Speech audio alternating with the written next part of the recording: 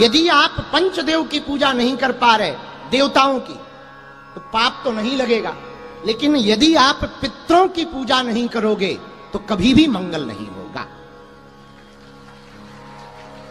जिन पितरों ने जन्म दिया, जिन पितरों के कारण जन्म हुआ, जिन पितरों के कारण आप हुए, जिन पूर्वजों के कारण आपको वंश की प्राप्ति हुई, जिन पूर्वजों के कारण आपको संस्कार की प्राप्ति हुई, जिन पूर्वजों का नाम आपको प्राप्त हुआ, जिन पूर्वजों के कारण आपको नाम प्राप्त हुआ, यदि उनके प्रति श्रद्धा उत्पन्न नहीं होगी, श्राद्ध नहीं करोगे, तो आपका न इस लोक में मंगल होगा न उस लोक में मंगल होगा। श्राद्ध बहुत आवश्यक है। बहुत लोग श्राद्ध पक्ष पर तरह तरह की टिप्पणियां करते, तरह तरह के कमेंट करते। हम एक बात प्रार्थना करना चाह रहे हैं, हमारी सनातनीय संस्कार परंपरा में, हमारी सनातनीय परंपरा में पितरों की बहुत महिमा है, पितृ पूजा की बहुत महिमा है। और अद्भुत है, श्राद्ध पक्ष देवी पक्ष के पूर्व में, नव दुर्गा के पूर्व में श्राद्ध पक्ष आता है। दूसरी बात सुनो, बुरा ना मानना,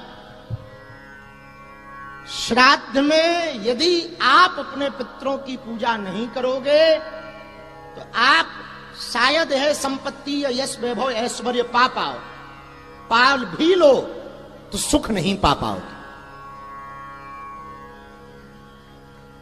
सुख की प्राप्ति तो श्राद्ध से ही होगी।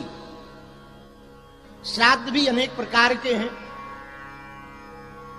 श्राद्ध पक्ष ये पर्व के श्राद्ध हैं 15 दिन के। एक होता नांदी श्राद्ध। अच्छा, नांदी श्राद्ध कब किया जाता? मंगल काज। जब नंद भवन में ठाकुर जी प्रकट भये, नंदोत्सव मनाया, तो नंदोत्सव के पूर्व में नंद बाबा जी ने नांदी श्राद्ध किया। क्यों किया? नांदी श्राद्ध इसलिए किया कि हे पितरों, आपकी कृपा से हमारे घर पर लाला हुआ है, हम आपको धन्यवाद दे रहे हैं। तो मंगल काज में भी श्राद्ध किया जाता है। पितृपक्ष में तो किया ही जाता, पर कोई मंगल काज यदि घर पर हो उसमें भी श्राद्ध किया जाता, पितरों को धन्यवाद देने की। श्राद्ध का बड़ा महत्व है। यदि श्राद्ध सनातनी परंपरा मानने वाला व्यक्ति नहीं करेगा तो वो धन पा जाएगा, ऐश्वर्य पा जाएगा, नाम पा जाएगा, संतति पा जाएगा। ना तो वो धन से सुख पाएगा, न संतति से सुख पाएगा, न यश कीर्ति से सुख पाएगा। ये हम नहीं कहते, शास्त्र में अनेक उदाहरण हैं।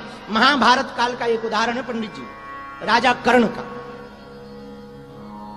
महादानी हुए कर्ण। आहा, और जब दानी कर्ण इतने दानी हुए कि पूछो मत, इनको स्वर्ग मिला। और जब स्वर्ग मिला तो स्वर्ग में इनको भूख लगी, तो इन्होंने कामना की कि हमको भूख लगी है, बढ़िया व्यंजन की प्राप्ति हो।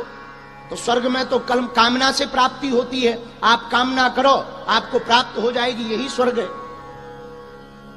तो जैसे ही इन्होंने कामना की कि हमको भोजन प्राप्त हो, इनके सामने बड़ी बड़ी थालियां ढककर आई, लाल लाल कपड़ा टंगा हुआ, ऊपर बढ़िया ढके हुए। इनको लगा बढ़िया पकवान होगा, बढ़िया व्यंजन होगा, बहुत आनंद आएगा, भूख भी लगी है, स्वर्ग में है, बढ़िया खाएंगे, आनंद आ जाएगा भैया। इन्होंने थालियों को जैसे ही सामने रखा और कपड़ा को हटाया तो चौंक गए। इनकी थालियों में भोजन की जगह स्वर्ण चांदी रखी हुई। इन्होंने राजा इंद्र को पुकार की, क्योंकि स्वर्ग के देवता इंद्र हैं। राजा इंद्र के पास महादानी कर्ण पहुंचे और कहा हमारे साथ बहुत बुरा हो रहा। इंद्र ने कहा क्या हुआ? महादानी जी, आप तो बहुत बड़े दानी हो पृथ्वी के, आप कर्ण हो, आप तो बहुत नामचीन हो, हम आपको जानते हैं, महाभारत में आपकी भूमिका रही। तो इंद्र ने कहा कि आप कहो क्या दिक्कत है? अरे बोले हमको ही दिक्कत है, हमने भोजन की कामना की और तुम्हारे स्वर्ग में भोजन की जगह हमको सोना चांदी दिया जा रहा।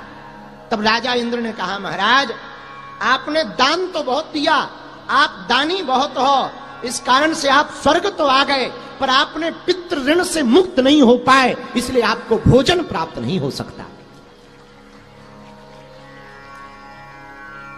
तब कर्ण जी की आंखों में आंसू आए। महादानी कर्ण की आंखों में आंसू आ गए। बोले हमको क्या करना चाहिए? तब राजा इंद्र ने कहा कुछ दिनों बाद 16 दिन का पर्व, पितृपक्ष का पर्व पृथ्वी पर प्रारंभ होने वाला है। आपको पृथ्वी पर जाना पड़ेगा, वहां अपने पितरों के निमित्त श्राद्ध करना पड़ेगा। जब आप पितरों के निमित्त श्राद्ध करोगे तब तुम्हें स्वर्ग में शुद्ध बढ़िया बढ़िया व्यंजन का आनंद प्राप्त होगा। ये महाभारत की बात है, कोई हम अपनी बात नहीं बता रहे भैया। महादानी कर्ण जैसों को भी जब श्राद्ध करना पड़ा तो विचार करो, हम तुम कौन से खेत की मूली है जो महादानी है? हम लोग तो 1 रुपया भी दान देते हैं तो वो भी माइक पे बुलवाते हैं। ओ आजकल बड़ा जमाना है, काऊ से 1 लाख ले लो, वो कहते वाह हमारी फोटो नहीं आई।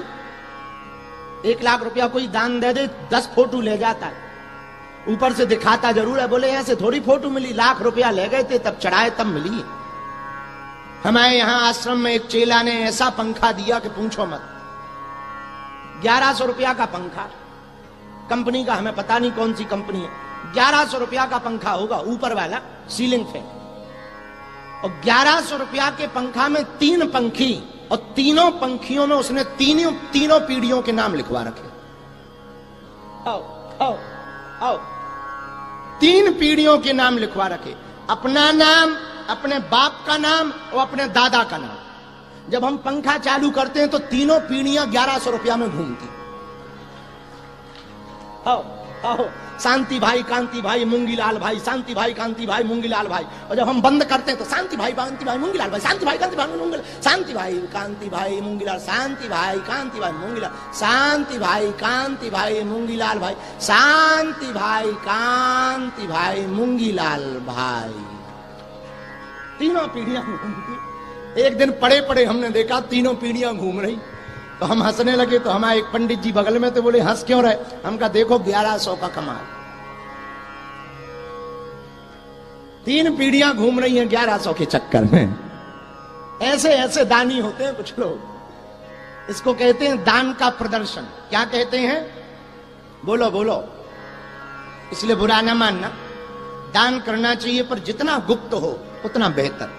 इससे लोगों को ईर्ष्या नहीं होगी और आपको घमंड नहीं आएगा कि आप दानी हैं, हम दानी हैं, ऐसा अभिमान ना आए।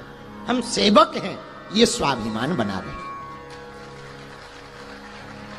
अब बताओ, महादानी कर्ण के साथ जब ये हो गया तो तुम विचार कर लो, तुमने कितना दान किया तो क्या होगा। हम लोग दान भी देते हैं तो 10 लोगों को दिखा के देते हैं ताकि लोग हमें जान जाएं कि हम भी दानी। एक आदमी दान देने गया, रहा होगा बिहार का, दान देने गया, बड़ी मुश्किल से दान निकला, वो भी 5 का सिक्का।